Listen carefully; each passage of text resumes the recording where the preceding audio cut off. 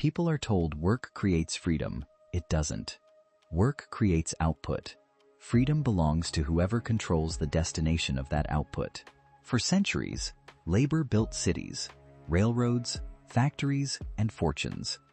Yet the people doing the building rarely owned what they built. That was never an accident. The worker and the owner can stand inside the same building. They can witness the same machines. They can even depend on each other. Yet they are playing entirely different games. One produces value, the other captures it. Most people are taught to focus on effort. Work harder, work longer, work faster. But effort is only one variable. The system rewards something else. Position.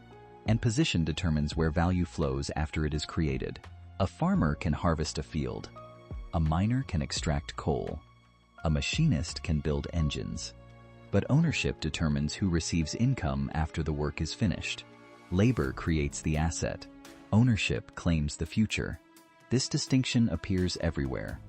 The employee earns wages. The shareholder earns distributions. The tenant pays rent. The landlord collects it. One side performs recurring effort. The other owns recurring systems. That difference compounds across decades. The wage ends when the worker stops. The asset continues. A building collects rent while its owner sleeps. A patent generates revenue without touching a factory floor. Ownership separates income from physical presence. That is the beginning of leverage. Leverage is often misunderstood. People imagine leverage as effort multiplied, but real leverage is effort removed. It is the ability to benefit from outcomes without personally executing every step required to produce them.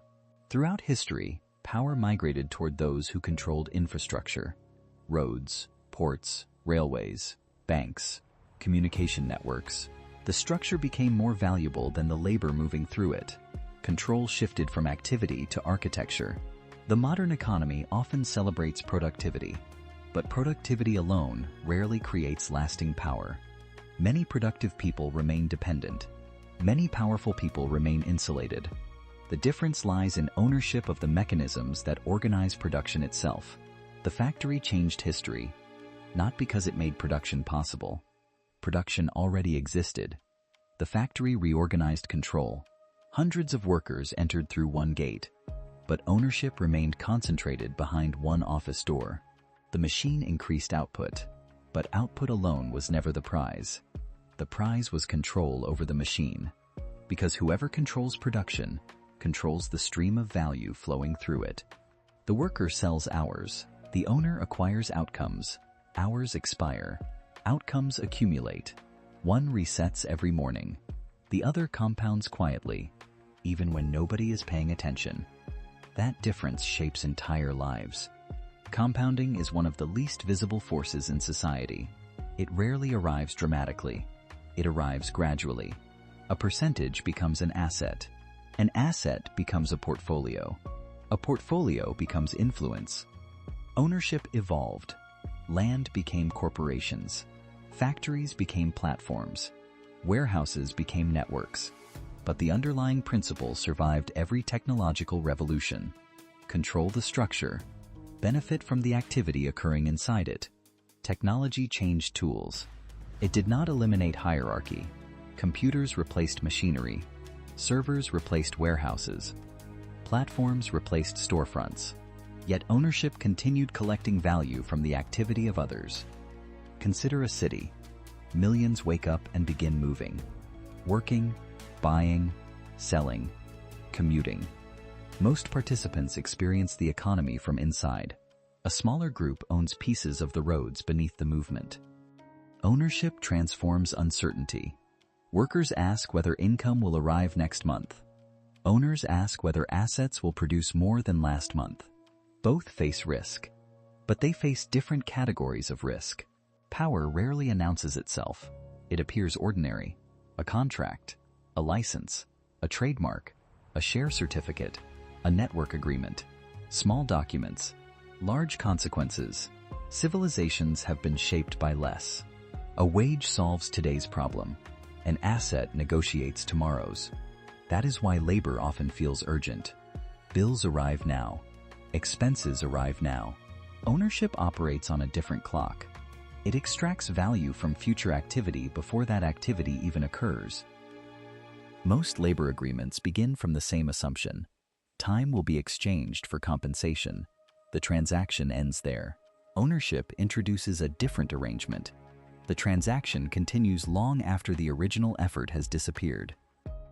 The worker is often paid once. The owner is often paid repeatedly. Not because ownership works harder, because ownership occupies a different position inside the structure. The system directs recurring flows toward whoever controls the gateway.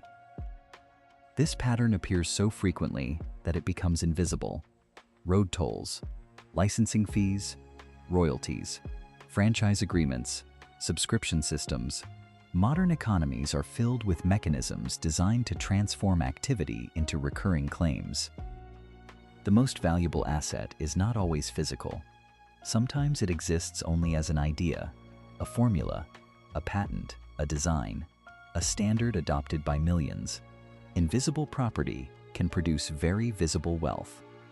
The economy rewards scarcity, and ownership creates scarcity more effectively than effort. Anyone can work. Fewer people control unique assets.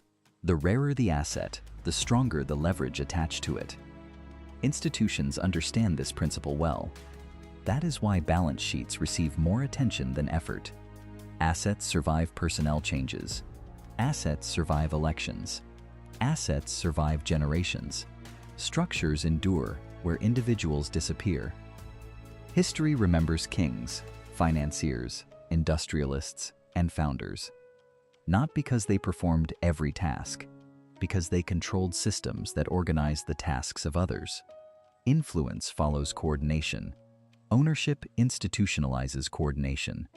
Networks amplify this effect. The more participants a system attracts, the more valuable ownership becomes. Workers increase output. Networks increase dependence. And dependence often becomes the most durable form of leverage. Eventually, the distinction becomes impossible to ignore. Labor participates in systems. Ownership shapes them. Labor reacts to incentives. Ownership designs them. One operates inside the structure. The other determines how the structure behaves. Wealth is often described as money. That description is incomplete. Money can disappear. Ownership is different. Ownership is a claim on future activity, a legal right to participate in outcomes that have not happened yet. Workers often inherit skills. Owners often inherit structures. Skills must be exercised continuously. Structures continue functioning regardless of who wakes up each morning. One generation transfers effort. Another transfers leverage. The public often debates income. Power quietly focuses on assets. Income reflects participation. Assets reflect control. Participation may improve comfort. Control determines influence. The two are related. They are not the same. Many societies celebrate mobility. Few discuss gravity. Every system develops mechanisms that pull value toward established centers of ownership, not always through conspiracy, often through mathematics. Compounding requires no ideology. The most sophisticated systems no longer require direct supervision. Standards enforce behavior. Contracts enforce obligations. Institutions enforce continuity. The architect may disappear. The architecture continues operating exactly as intended. At its highest level, ownership becomes invisible. The public sees products. The public sees services. The public sees brands. Very few people see the underlying claims connecting those outcomes to a small collection of controlling interests. This does not mean labor lacks value. Without labor, systems stagnate. Without operators, structures remain idle. But value creation and value capture have never been distributed equally. That imbalance is one of history's oldest patterns. People are told hard work creates freedom.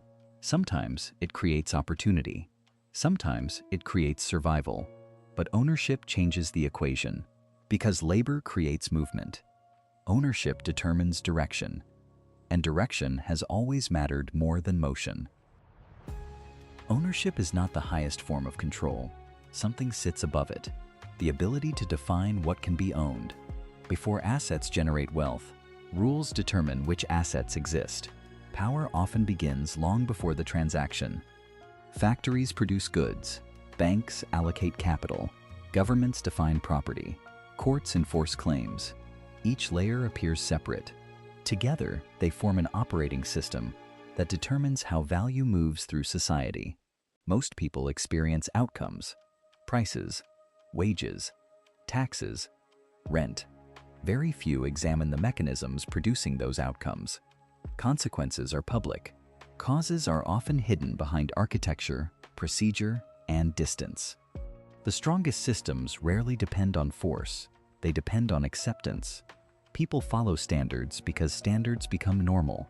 The most durable structures are often mistaken for natural reality. That illusion protects them. A worker can leave a job. Leaving a system is harder because systems shape incentives, and incentives quietly shape behavior. Most people are not controlled directly. They are guided indirectly. The ultimate advantage of ownership is not wealth. It is optionality, the ability to choose, to wait, to negotiate, to refuse. Control expands as dependence decreases. Dependence creates urgency. Urgency weakens negotiation. The person who must act immediately rarely controls the terms. Time itself becomes a form of leverage. Patience becomes a strategic asset. Across history, technologies changed. Empires rose and collapsed. Industries emerged and vanished. Yet one pattern remained remarkably stable. Structures outlived effort. Ownership outlived labor. Institutions outlived individuals. This is not a story about villains, nor is it a story about heroes. It is a story about incentives. Structures behave according to their design, and people adapt to the environment surrounding them. The visible world is filled with activity, meetings, factories, markets, transactions. But beneath the motion lies structure, and beneath structure lies ownership. Most people spend their lives interacting with consequences. Power has always concentrated closer to the causes. In earlier centuries, ownership was easy to identify.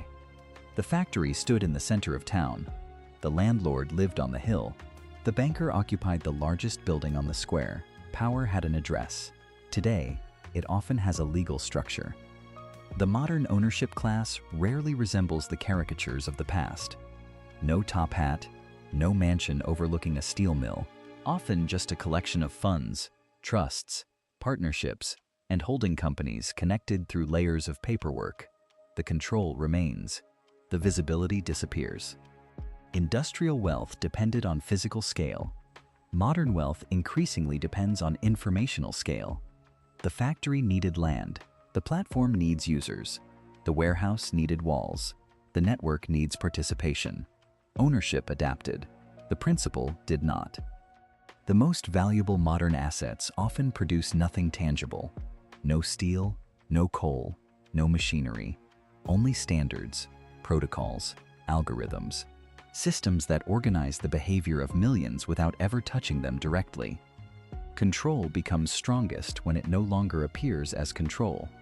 When participation feels voluntary. When dependence feels normal. When alternatives become difficult to imagine. The structure disappears from view precisely when it becomes most effective. Systems that organize the behavior of millions without ever touching them directly. Ownership began as control over land, then factories, then infrastructure, then information. Each stage increased distance between the asset and the labor supporting it. The relationship became more abstract. The leverage became more powerful. The public conversation often revolves around income, yet institutions frequently focus on ownership. Income measures activity. Ownership measures claims. Activity is temporary. Claims can persist for decades, sometimes centuries. This is why the deepest transformations in society rarely begin with consumption. They begin with control. Control of resources, control of infrastructure, control of standards, control of the channels through which value travels. Every generation inherits a world it did not design. Roads already exist. Institutions already exist. Rules already exist. Most people begin inside systems whose foundations were laid long before their arrival. And that may be the final distinction. Labor enters the structure.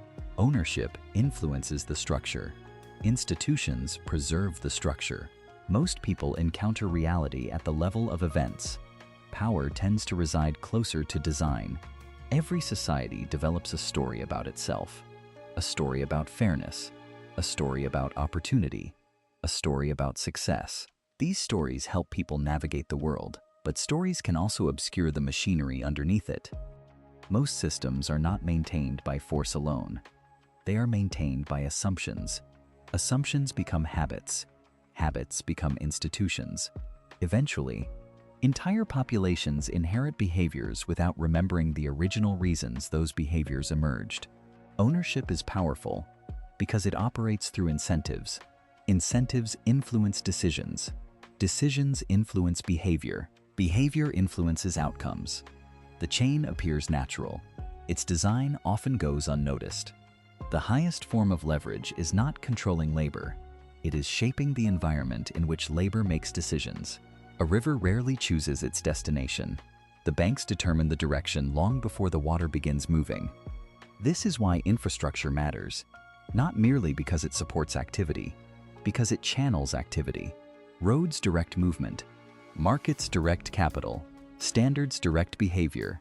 Structures influence choices before choices are made. People often imagine power as something exercised, a command, an order, a decree. Yet enduring power frequently operates through design.